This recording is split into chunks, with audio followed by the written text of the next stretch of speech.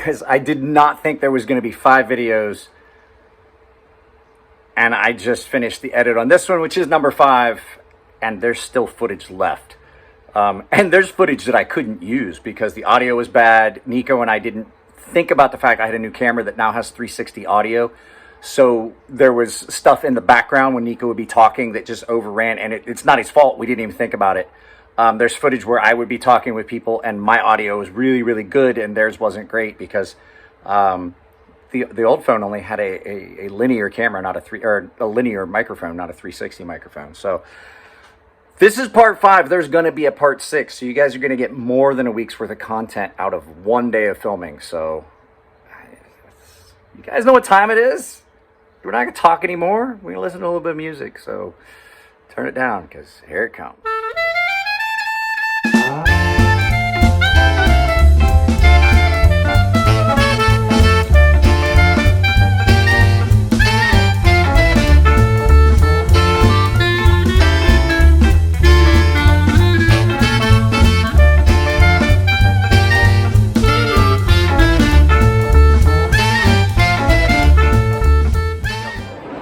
With Dan from Dogwood Customs, and he's got some really nice looking kitchen knives here, and some other knives, razors, tactical knives, and things. But what really caught my eye was these kitchen knives.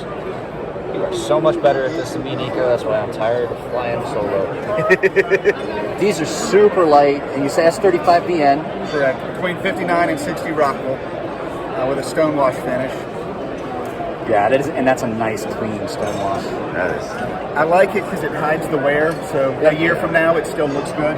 I call it pre-scratched. When I make a knife and I do a stonewash, it's pre-scratched. Distressed.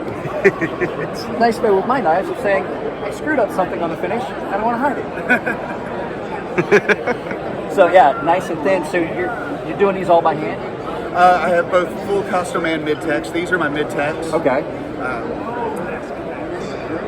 Sorry, it takes me a second. Yeah. There'll be some editing, I hope. Yeah. Sure. Yeah. No, yeah, so these are my mid-tex. I do full customs as well.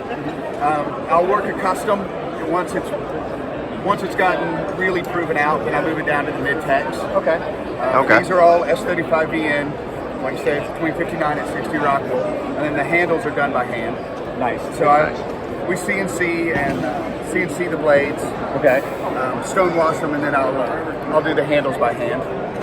The handles are super smooth. Like there's no, like sometimes you can feel like no gaps. The little transitions. Yep. I was a furniture maker before I started doing knife work, so I'm really good at joinery. Sense. Yeah, Makes sense. But, okay, so this is a little fish and fowl. I do a lot of freshwater fishing, and it was a convenient size for cleaning freshwater fish. Yeah. cleaning Makes game sense. birds. I can see that. And now it's taken off as steak knives. Yeah.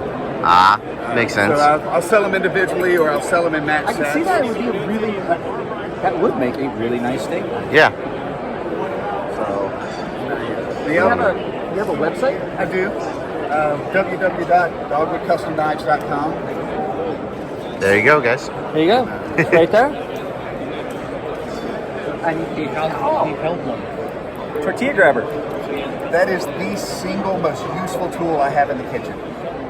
So I work with a lot of chefs, and they always have a pair of tweezers in their apron, and I thought it was for plating. And one time I said something about it, and the chef looked at me like I was an idiot. He said, "No, this is how I get French fries out of the hot grease.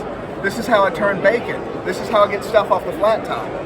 So everything I used to do with tongs, I do with these now. That makes sense.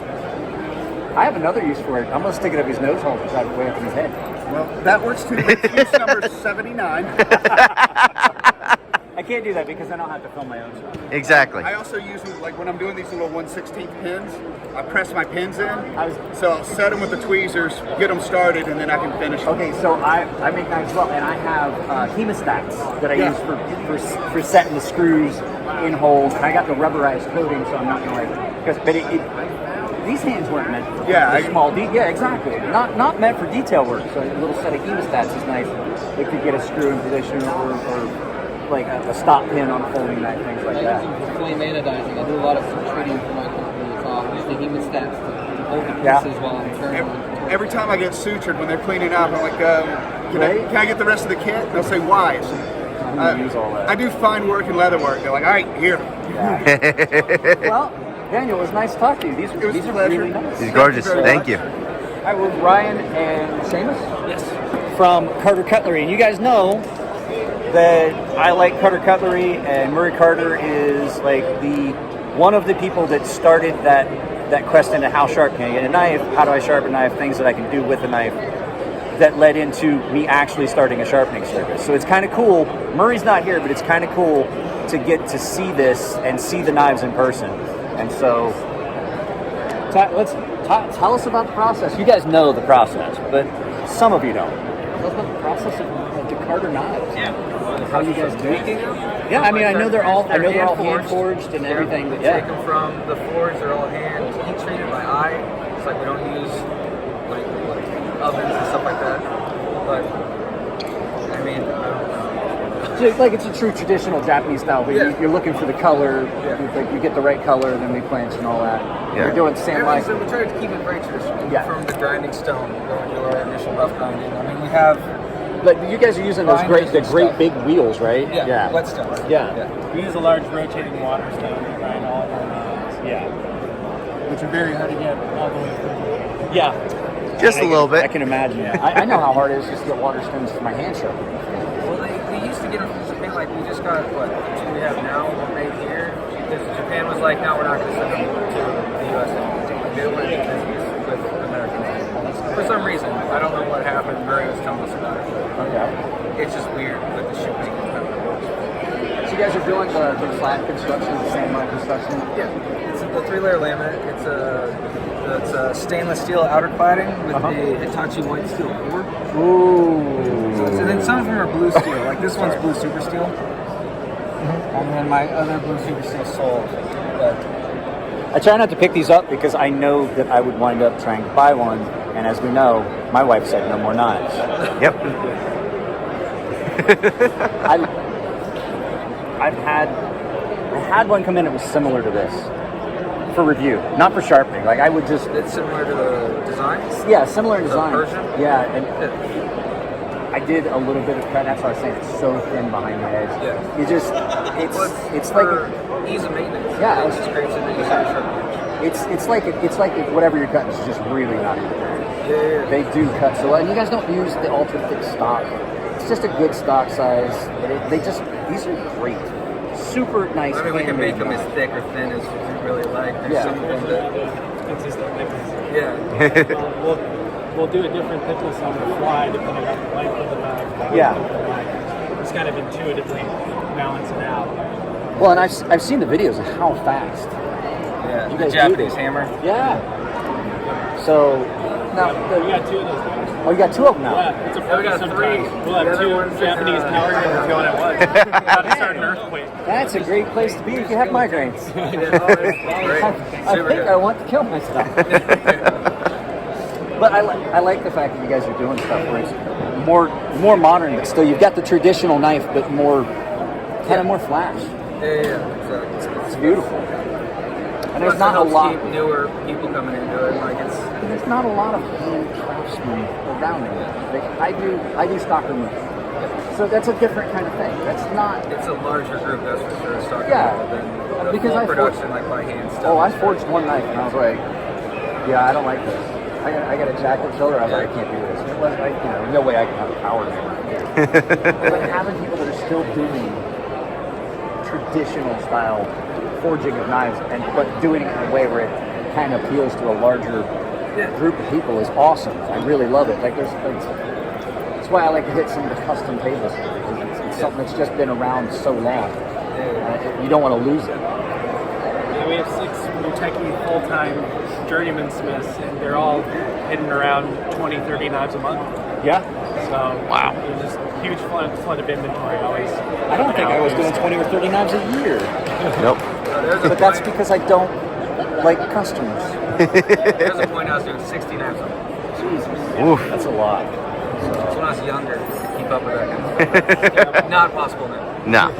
But I mean, like traditional Japanese kit type. Like I said, I lived in Japan for 15 years. My wife's Japanese. This is the stuff that you expect to see in traditional Japanese cutlery, and it's beautiful. So gorgeous. Nice. All right, thanks, guys. Thank you so much, guys. Have a good one. Neil. Neil, who? That would be me. Like, as in Hope? I did not realize that. It's My nice grandfather started the business in 1968. It's nice to meet you. Nice to meet you. How convenient, how cool that we actually get to talk to the Hogue family about the Hogue knives. So, just kind of walk us through Hogue knives and everything. Like, Well, we've got some of the new models to show you. It's our new Deca. So the original Deca is in G10, and it's got a couple extra screws and a different clip. This one, we've reduced the screws, we made a deep pocket carry clip, and this polymer frame. You got to feel how light this thing is. So we're using our Able lock mechanism. guys, that is. Was that just at 3 or under 3? You know, I haven't even weighed them, put them together in the room 2 days ago. That is so. That's the G10, so it's also very light. You throw the polymer on there, and it's just crazy. There's nothing there. Yeah, that is one of the lightest knives. The only knife that I picked up at the show that was this light was that custom RJ Martin that John Gray has on his table. Yeah. Which doesn't even feel like it's there. Yeah. But it's a great big knife. That is so light. So we're going to be retailing those for 135, 145. Nice. 20 CV blade steel. Oh, you had me right there. All of our knives, we do all the manufacturing in-house, all in the U.S. U.S. materials. Come with lifetime sharpening service, lifetime warranty.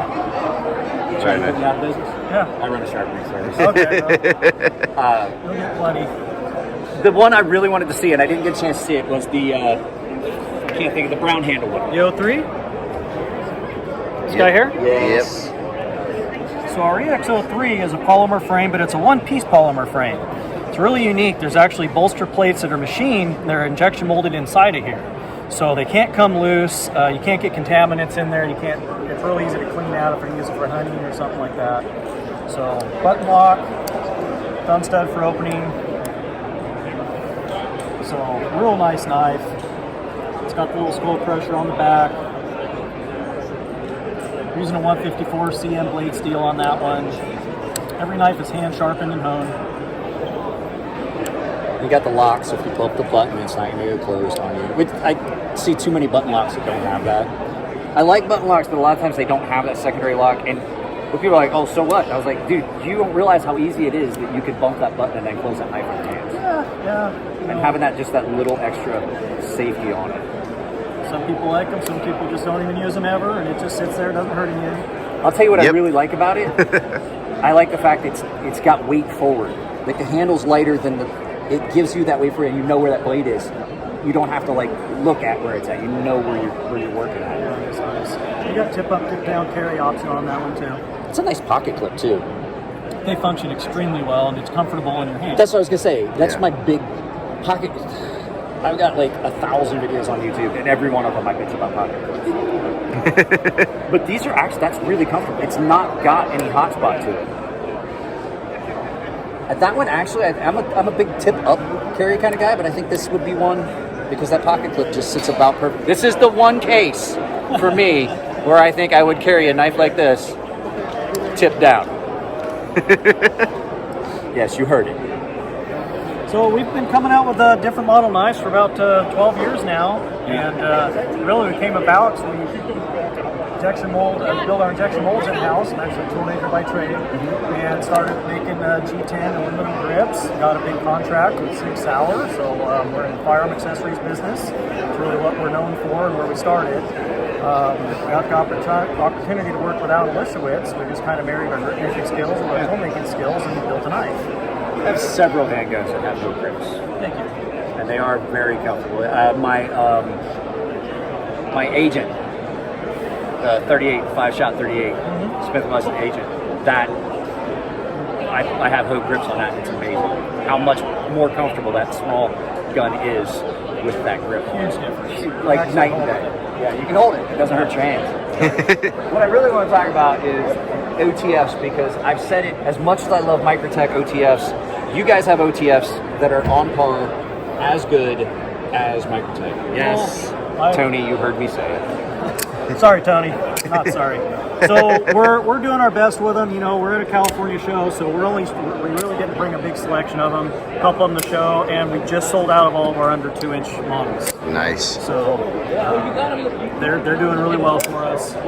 When I say on par with Microtech, guys, I always feel like I love my Microtechs. This is just enough different, but still on par that they're like it's up there. Well, wait till you see the next ones. We're only going to get better at them. Yeah, the action on that, just the way it feels and sounds. One thing nice with our knives, again, you get that lifetime warranty. We put standard hardware so you can disassemble, clean them out yourself, put them back together. You know, if you mess it up, if you think you know how to put it back together, send us the pieces. We'll fix it. It's send really us not the a big basket deal. case. Yeah, we'll take care of it. We really try to pride ourselves on customer service. Yeah. Well, I've talked to you guys at a couple shows, and I've talked to people that, like my YouTube subscribers, are like, well, have you seen a hose? And I was like, yeah, I've seen a lot of hoses. I just haven't had a lot of them come in that I can use on the channel. Like, I have customers send me knives for sharpening and stuff like that, and I have to be able to do stuff for review. Like, I've got to be able to use the knife. I'm not one of those guys just going to look at a knife and say, oh, it looks really nice. And these are things I can tell you by looking at it. I get a knife in, I do a first impressions, and I do a carry, and then I do a full review. I've had some Hogues in that people sent me for sharpening, and I was like, they're amazing. And I was like, can I do a review? They're like, yeah, but I don't want you to use it. You know, people can get picky about their stuff. So this one's not even really out yet. We'll show you the polymer version first. So this is our K320. This knife was specifically designed around the P320 6-hour pistol. Same materials, a lot of the ergonomics, same texture. These I are the same finishes that they do on the gun in most cases. And then we took that and we did an upgrade. So this is retail at $150. We did an upgrade to it. We did a solid machined frame with G10 inserts, and we Cerakote, again using the same Cerakote as on the SIG pistols. Because we make the grips for the SIG pistols, we use the same materials for the insert. So that goes with the Scorpion series. SIG. I like that. Very nice. I like that. We do have automatic variations of these style knives available. Another pocket clip that is just not at all hot spotty. We've tried very hard with that pocket clip. There's no variation. That one's in the drop point. Oh yeah, that's okay. That would be more of my own. And that's more the classic with the wood on there. Same thing. That's got the aluminum frame. That Makes it a little bit heavier. But it's just about right. It's super comfortable. It's got, you know, everybody's like weight in their head. They've got this thing of like weight equates quality. So this is an in-house design. Jim Bruns really designed this knife with, you know, some direction from what I wanted to do, just try to match the pistol. So he took it from there and really put all the features into it. Did a phenomenal job. Really, really proud of it. Okay, yeah, no, that exactly feels exactly feels like the grips. And family business, Jim's son Scott Bruns did a lot of the manufacturing on the knife itself, the original programming, jigs and fixtures. I've been kind of out of that part for a little bit. The business just took over and just doing other things. Beautiful. Well, thank you very much. Thank you so much. Thanks for coming by. Yeah, no problem. I try, like, every time you guys are a show, I try to stop by because I don't know if people just don't recognize that the knives are good at quality or what, but like you guys have you've done a really good job on that sliding bar lock. Done really good. Yeah, it's one of those ones that I like to call out. I'm like, well, they're doing Benchmade's stuff better. I didn't say it. We did. Thank you. I do all the time. Please hang up and try again.